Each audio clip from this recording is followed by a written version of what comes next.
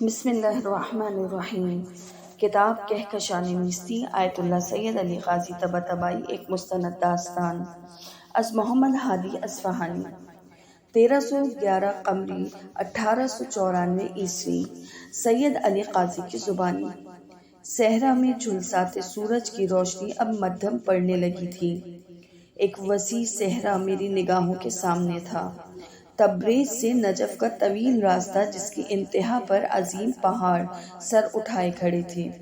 پہاڑوں کے پیچھے سرخی مائل افق اور روزانہ کی شعاعوں سے زخمی اور خونی سورج دکھائی دے رہا تھا۔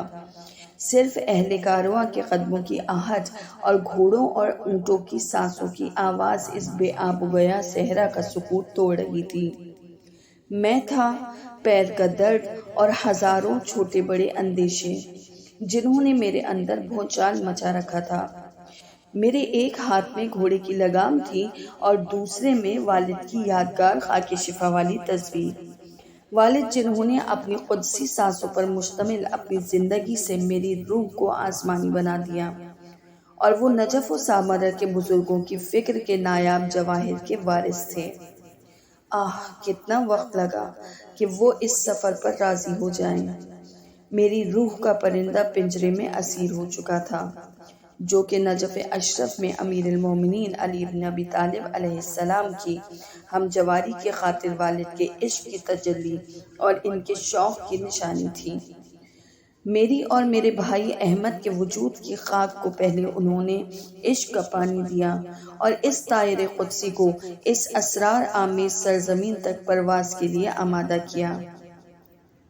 اگر 1000 سال بھی گزر جاتے، وہ اور ان کی تعلیمات، ان کی پرخلوص نگاہوں کی ظرافتیں، بندگی و ولایت میرے وجود کے خمیر سے جدا ہونے والی نہیں تھی۔ میں انہی خیالات میں محو تھا کہ میری نظر ایک ٹیلے کے دامن پر پڑی۔ قدیم کارواں سرا شب بصری کی امید دل میں جگا رہی تھی۔ کاروان سالار کی آواز سنائی دی، جو اعلان کر رہا تھا کہ آج رات ہم اس کاروان سرا میں ٹھہریں گے۔ میں اپنے وجود میں جاری دامنگیر کشمکش کو محسوس کر رہا تھا۔ میں نے رکنے کے لیے سفر اختیار نہیں کیا تھا اور اس حیرت انگیز دیار تک پہنچنے کے لیے بے تاب اور غمگین تھا۔ تبریز میرے لیے ایک پنجرے کی مانند تھا، جہاں تھکن اور پزمردگی کا ملبہ میرے سر پر گرا ہوا تھا۔ میں کیا کرتا؟ ایک نور مجھے کھینچ رہا تھا اور خود سے بے خود کر رہا تھا۔ والد نے میری خاطر کس قدر زحمتیں برداشت کی۔ ان کی کتنی خواہش تھی کہ میں ان کے ساتھ رہوں اور تبریز کی مسجد و محراب کو آباد کروں۔ میں جب بھی ان کے چہرے پر نظر ڈالتا، ان کی صورت میں ایک امام قلعی دکھائی دیتے، ایک ملکوتی مرد جو کہ اپنے نفس کی سختی سے حفاظت کرنے والے تھے۔ تبریز کے بازار میں ان کی چاول کی دکان تھی۔ میرے والد کے وجود کی کشتی کو انہوں نے وارستگی اور مجاہدت کے سمندر میں ڈالا تھا، لیکن حقیقت یہ ہے کہ گوہر عشق میرے والد نے سامرا میں مرزائے بزرگ اور ملا حسین ہمدانی کے نفس مسیحائی سے بطور یادگار پایا تھا۔ جب والد سامرا سے سفر اور تبریز واپسی کا ارادہ رکھتے تھے تو مرزا انہیں ایک طرف لے گئے اور ان سے کہا تھا کہ سید حسین، روز و شب میں کچھ وقت اپنے بارے میں تفکر کے لیے وقف کرو۔ اور ان کے قاہر نفس نے والد پر ایسا اثر کیا تھا کہ وہ دن و رات میں کچھ وقت کے بجائے ہر وقت اپنے دل کے دروازوں کی نگہبانی اور حفاظت میں صرف کرتے تھے۔ ہنہنانے کی آواز کے ساتھ لگام میرے ہاتھوں سے لے لی گئی اور میں خیالات سے نکل آیا۔ میں نے پلٹ کر گھوڑے سے پرے دیکھا۔ میری نظریں اپنی شریک زندگی رخشندہ سے ٹکرائیں۔ اس کی صورت میں عظیم قدرت اور پرعزم دل جھلک رہا تھا۔ اس کی مسکراہٹ اور اطمینان اس سفر میں ثابت قدمی اور بے مثال حوصلہ افزائی کا باعث تھا۔ تاہم 3 چھوٹی بڑی بیٹیوں سے مادرانہ شفقت کے باعث تھکن کے آثار اس کے چہرے سے حویدہ تھے۔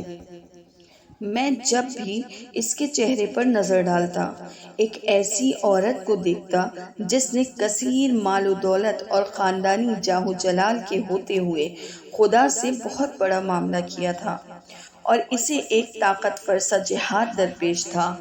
وہ ایسے سفر کی راہی تھی کہ جس کا آغاز سہمگین واقعات کا بیان اور انتہا فقر و ناداری کے طاقتور پنجوں سے زور آزمائی کرنا تھا۔ میں کنکھیوں سے اس کے چہرے پر پڑے تبریزی نقاب کو دیکھتا اور یہ نہیں جانتا تھا کہ یہ چلتی ہوائیں اور یہ الہی خوشبو میری نشیب و فراز سے پر زندگی کا ایک مختصر دورانیہ ہے۔ آہ کہ عجیب زمانہ درپیش تھا، اور ہم یہ نہیں جانتے تھے کہ ہمارا واسطہ 7 آسمان عجائب سے پڑے گا۔ میں اپنے اندر کی پیاس کا جواب دے رہا تھا جس میں میری ہستی اور نیستی گم ہو گئی تھی۔ نجف میرے لیے پانی تھا اور وہاں زندگی بسر کرنا حیات اور اس جاسوس پگھلنے سے آزادی پانا تھا۔ جب میں تبریز میں تھا، جہاں بھی ممکن ہوتا اور جب بھی فراغت ہوتی 2 رکعت نماز پڑھتا، آسمان کی جانب ہاتھ بلند کر کے نجف کی جانب سفر کو خداوند عالم سے طلب کیا کرتا تھا۔ ان آخری دنوں میں والد صاحب مریض اور خانہ نشین ہو گئے تھے اور وہ میرے سویدہ دل کے سوز سے واقف تھے۔ میں ان کی جگہ مقبرہ تبریز کی مسجد جاتا اور وہاں وعظ و تقریر کی ذمہ داری ادا کرتا تھا، لیکن نماز جماعت کی امامت کرنے سے پرہیز کرتا تھا اور شب و روز اپنے سینے میں قید آرزو کے باعث جلتا رہتا تھا۔ والد صاحب سے کئی سال مجھ پر سختی کرتے رہے۔ وہ یہ چاہتے تھے کہ پہلے میں تبریز میں اپنا علمی بوجھ اٹھا لوں، پھر عراق کی جانب سفر کروں۔ گویا انہیں معلوم تھا کہ میرے سر میں ترک وطن کا خیال پرورش پا رہا ہے۔ میں نے مجبوراً شیخ مفید کی کتاب ارشاد پر حاشیہ لکھا تاکہ ان پر ثابت کر سکوں کہ علمی حوالے سے مجھے حوصوی دروس سے زیادہ عمیق اور وسیع دروس کی ضرورت ہے۔ مشیت الہی کا ہاتھ میرے ساتھ ہو گیا تھا۔ میں نے رخشندہ مرزا باقر آغائے قاضی کی بہن سے شادی کر لی، وہ لڑکی جس کے پاس دنیاوی مال و منال اور اثاثوں میں سے بہت کچھ تھا۔ دراصل یہ اس کی اور اس کے خاندان اور اس کے کارواں کی برکت تھی کہ ایک دن والد نے مجھے بلایا اور بتایا کہ نجف جانے والے قافلے کو ایک عالم دین کی ضرورت ہے۔ پھر جلد ہی مجھے ہزار امیدوں اور محبت بھری آنکھوں سے اس کاروان کے ساتھ عالم دین کے طور پر نجف اشرف روانہ کر دیا، جس میں زیادہ تر تبریز کے مالدار افراد شامل تھے۔ پڑاؤ ڈالنے کے لیے کاروان سالار کی پہلے سے زیادہ تیز آواز اس بے آب و گیا صحرا میں گونجنے لگی۔ ہم کاروان سرا تک پہنچے۔ میں نے رخشندہ اور بیٹیوں کا ہاتھ تھاما اور انہیں گھوڑے سے اتارا۔ ان کے دھوپ سے جھلسے ہوئے چہرے میرے دل کو جلا رہے تھے، لیکن اس کے باوجود رخشندہ کی ملیح مسکراہٹ درپیش راستے میں میرے لیے قوت قلب کا باعث تھی۔ ہم کاروان سرا میں داخل ہو گئے۔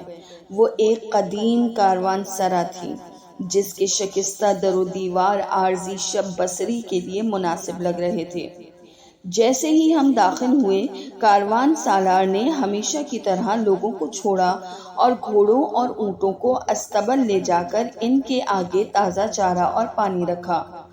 لوگ جو کہ ہمیشہ اس کی اس حرکت سے جل بھن جاتے تھے، اس مرتبہ اس کے پاس گئے اور اس سے کہا، تم عجیب آدمی ہو، قافلے والوں کو بھوکا پیاسا چھوڑ کر تم گھوڑوں اور اونٹوں کی خاطر مدارات کر رہے ہو۔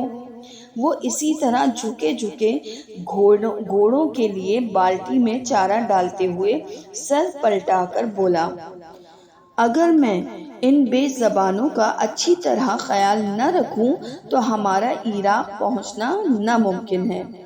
حیوان کا خیال رکھنا ضروری ہے تاکہ تمہیں مقصد تک پہنچائے۔ اس خیال رکھنے کا نتیجہ تم لوگ جلد دیکھ لو گے۔ میری آنکھوں میں بجلی کون گئی، گویا طریقت کے قوانین ہر جگہ خود نمائی کر رہے تھے۔ روح بدن پر سوار ہے۔ اگر اس دنیا میں چاہتے ہو کہ روح کو مقصد تک پہنچاؤ تو بدن کا خیال رکھو کہ وہ زمینگیر ہو کر تمہیں آگے بڑھنے سے روک نہ دے۔ میں نے کاروان سالار کو مسکرا کر دیکھا۔ اسے میں نے اونٹوں اور گھوڑوں کا خیال رکھنے والا بزرگ اور دلسوز استاد پایا تھا۔ تاریکی چھا رہی تھی، صحرا کی خاموش آوازیں، آفتاب کھائی ہوئی بیابان کی خاک کی خوشبو اور آرزوؤں کے شہر سے نزدیک تر مدار میں داخل ہو جانے کے خیال نے میری روح کی تازگی دوچندہ کر دی تھی۔ چاند آہستہ آہستہ نمایاں ہو رہا تھا اور ستارے اس کے گرد جمع ہو گئے تھے۔ میں نے وضو کیا اور جائے نماز دشت پر نماز کے لیے کھڑا ہو گیا۔ التماس سورہ فاتحہ برائے بلندی درجات آیت اللہ سید علی قاضی طباطبائی۔